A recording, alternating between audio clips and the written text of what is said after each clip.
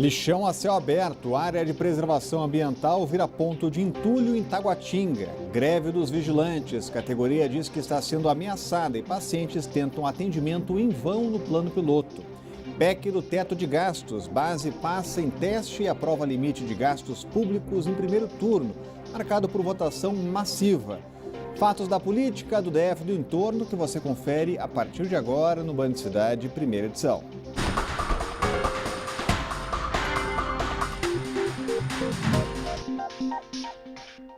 Olá, boa tarde a você. E olha, pneus, geladeiras e até computadores, tudo isso pode ser encontrado em um lixão a céu aberto em Taguatinga e Braslândia. O pior é que a área é de proteção ambiental. O que deveria ser preservado não poderia estar mais abandonado. Para quem passa pela DF-001, que liga Taguatinga a Braslândia, é fácil perceber que uma estrada é capaz de separar dois ambientes distintos. De um lado, uma área verde sinalizando o Parque Nacional. Já do outro, o descaso com o meio ambiente. Um lixão a céu aberto. Através de tudo que é jogado aqui, você tem a proliferação de ratos, baratas, outros insetos, inclusive o próprio mosquito da dengue, e outras doenças. Dentro da reserva ambiental é possível encontrar todo tipo de lixo, como latas, papelão e entulhos. E quem faz questão de despejar os materiais ali, esquece dos perigos que pode causar para a população. Morador há 10 anos do local, Edinaldo conta o que faz para sobreviver e, ao mesmo tempo, combater os riscos. Da chuva agora é mosquito da dengue, entendeu? Pneu aqui, a gente ajunta mesmo, a gente mete fogo, porque se deixar, a gente é obrigado a levar uma ferroada, pegar uma doença. Eu sobrevivo aqui do lixo aqui mesmo. É catando, é PET, é papelão, é metal, é tudo. Alumínio, latinha, esse negócio. Não é um dinheiro que não é sujo, é um dinheiro que não é roubado, é um dinheiro suado. O problema é que às margens da rodovia, o local virou referência para o descarte de lixo de forma irregular. A natureza dá respostas. Então, o ser humano tem que fazer, na verdade, uma autoavaliação da sua própria conduta, porque o que nós estamos vendo aqui é simplesmente um absurdo. Então, é necessário que as autoridades estejam atentas, que a própria população entenda que, ao jogar seu lixo aqui, ele não se livrou de um problema, ele criou um outro muito maior. Pois é, o Serviço de Limpeza Urbana, o SLU, informou que a coleta de lixo na região é feita uma vez por semana. Disse ainda que vai mandar uma equipe até o local que acabamos de mostrar. Agora é uma situação dramática, hein, Cláudio Humberto? Exatamente. Alguns órgãos públicos parecem funcionar somente quando aparece a imprensa, né? Agora que o SLU vai aparecer no local, apesar de todas as denúncias, todas as queixas que chegaram a seu conhecimento ao longo do tempo. Isso é ausência de governo. Isso só acontece porque não tem ali ninguém fiscalizando, só acontece porque os caminhões do SLU ou a serviço do SLU não cumprem o seu papel regularmente, ou pelo menos na medida das necessidades da comunidade. E o DF tem quase 5 mil casas em áreas de risco. Com a chegada das chuvas, as ameaças de desmoronamento aumentam mais ainda. O alerta é da Defesa Civil, que aponta as regiões de Sobradinho, Vicente Pires e Ceilândia como as mais críticas. As chuvas estão de volta e alguns velhos problemas também. Pistas escorregadias, alagamentos e risco de desabamento de encostas. É só chover e as tesourinhas do plano piloto ficam tomadas pela água. É preciso ter cuidado para evitar situações de perigo, como afirma esse capitão do Corpo de Bombeiros. Ao se deparar com alagamento, um princípio da direção defensiva é a previsão. Fez ali a varredura visual, localizou o alagamento, é bom se evitar. Se a água, no caso da via, estiver acima da altura do meio-fio, é bom que se evite. As casas construídas de forma irregular são um dos fatores que aumentam o risco de desmoronamento. Essa é uma das 36 áreas de risco mapeadas pela Defesa Civil. Fica aqui na Vila São José, em Vicente Pires. Como vocês podem ver aí, as casas ficam na beira de uma erosão. A situação fica ainda mais crítica com a grande quantidade de entulho e lixo. E olha só, ali é uma espécie de drenagem pluvial. a obra não parece muito firme e com a chegada das chuvas, ela pode desmoronar.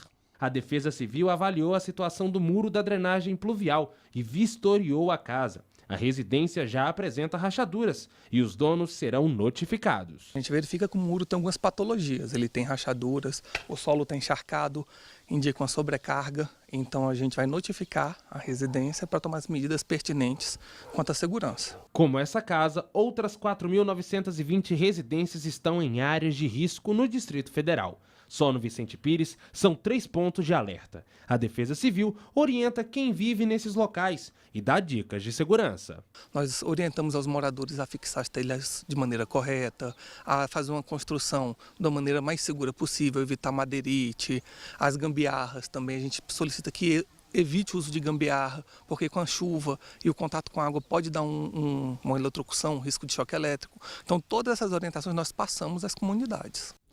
A prevenção tem que ser feita agora, não depois, com a chuva, quando vem a tragédia. Exatamente. Você vê que o governo também só se lembra do problema quando as chuvas reaparecem. Eles tiveram todo o tempo de seca disponível, 6, 8 meses, para tomar as providências que fossem necessárias a fim de evitar que as pessoas ficassem em situação de risco, as famílias ficassem nessa situação. E, no entanto, agora que as chuvas reaparecem, começam a reaparecer, aí a Defesa Civil se lembra de fazer esse tipo de advertência. O governo vai dar esse número espantoso de 5.000 casas com ameaça de ser, ameaça até de desabamento, etc, etc. Só agora, GDF. Isso tem que ser um trabalho diuturno, permanente, principalmente no período anterior às chuvas. E foram quase 12 horas de sessão e uma aprovação expressiva. A proposta de emenda à Constituição, que estabelece um teto para os gastos públicos, passou em primeiro turno na Câmara dos Deputados. A lua de mel entre a base e o governo Temer continua, o que ficou claro nesse primeiro teste de fidelidade. A gente fala ao vivo agora com a Renata Dourado, que acompanhou e já traz mais informações. Muito boa tarde, Renata. Já tem data para a votação do segundo turno? Tem sim, Rodrigo. Muito boa tarde para você, para o Cláudio Humberto, para todas as pessoas que estão aí acompanhando o Band Cidade primeira edição. A votação em segundo turno está prevista para acontecer ainda este mês, no dia 24 de outubro. E por que todo esse trâmite, primeiro e segundo turno, depois ir para o Senado também, primeiro e segundo turno, por se tratar de uma PEC, proposta de emenda constitucional, ou seja, uma proposta que muda a Constituição. Então precisa realmente de toda essa tramitação, 2 turnos na Câmara, 2 turnos no Senado. Então, dia 24 de outubro aí está prevista essa segunda votação. O fato é que ontem realmente o governo mostrou o seu poder junto aos deputados, junto à Câmara dos Deputados, né? Seriam necessários os votos de 308 deputados para aprovação do primeiro turno dessa PEC. O governo teve aí 366 votos, então 366 deputados votaram favoráveis a essa proposta. Apenas 111 deputados foram contrários a essa medida. A gente sabe que, e se tratando ainda de um tema polêmico, né? A gente se recorda aqui, quando nós mostramos ainda na comissão especial uma certa confusão, manifestantes lá contrários a essa proposta. Ontem também alguns manifestantes participaram, nós temos aí imagens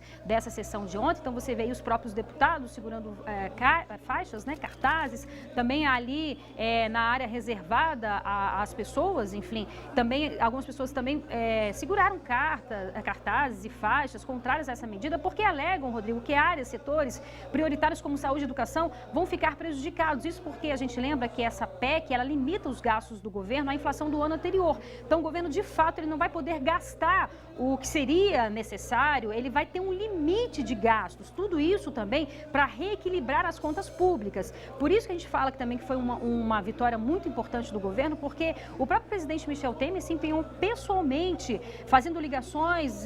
No domingo ele ofereceu esse jantar para boa parte aí desses deputados, porque o governo realmente considera, aí você vê essas imagens, né? Um número pequeno de pessoas, mas de qualquer forma as pessoas estavam lá porque a gente percebe que não é tão popular essa medida e mesmo assim teve essa votação aí, 366 votos, uma votação bastante expressiva, como a gente estava falando. O próprio presidente Michel Temer se empenhou pessoalmente, não só oferecendo esses jantares, esses encontros, mas também ligando para os deputados, aqueles que se mostravam um tanto quanto indecisos. Na segunda-feira também ele ligou para parabenizar aí, né, esse apoio, esse suporte dessa base. Então, realmente, 87% da base aí, 87% votaram nessa proposta considerada muito importante para o governo. Então, vamos aguardar aí os próximos passos passos dessa PEC, como a gente disse, que o governo considera aí que vai ser fundamental para reequilibrar as contas públicas. Obrigado, Renata, trazendo as informações. Portanto, Cláudio Humberto, a base do governo passa no primeiro teste. Foi uma vitória muito importante, como destacou a Renata, e é preciso lembrar que as pessoas que protestam contra isso são exatamente os gastadores, são aquelas pessoas que mais se locupletam dos gastos públicos. É muita gente mamando nas tetas do governo, e isso fez com que o custo do Estado se transformasse, virasse insuportável para a sociedade. É por isso que nós temos que conviver e tentamos diminuir o máximo possível um déficit, minha gente, de 170 bilhões de reais. Significa o seguinte, significa que o governo arrecada aquela montanha de dinheiro, metendo a mão no nosso bolso através a pretexto de cobrar impostos, e juntando todo o dinheiro que eles arrecadam, eles gastam, além daquele dinheiro, mais 170 bilhões de reais. E ainda tem gente que não quer que se limite gastos públicos. Essas pessoas deveriam responder até mesmo por crime de lesa pátria. E aqui na Band, você sabe, tem um canal direto com a gente, o WhatsApp do Band Cidade, então anote aí o nosso número 999769204. Aproveitando, a gente tem imagens chegando aqui no nosso WhatsApp, eu vou colocar aqui na tela. É um protesto, foi um protesto mais cedo, protesto de pessoas que defendem a vaquejada, até porque tem uma legislação que está limitando, está proibindo esse é um esporte evento. Diga aí, Cláudio Humberto. Muito popular do Nordeste, não é, Rodrigo? É um esporte de fato muito popular, e para os nordestinos representa também uma espécie de homenagem aos vaqueiros que no passado, até nem muito remoto, participavam de caça a gado selvagem, quando havia gado selvagem, né? E eles se embrenhavam ali na caatinga para capturar esses gados. E esse gado.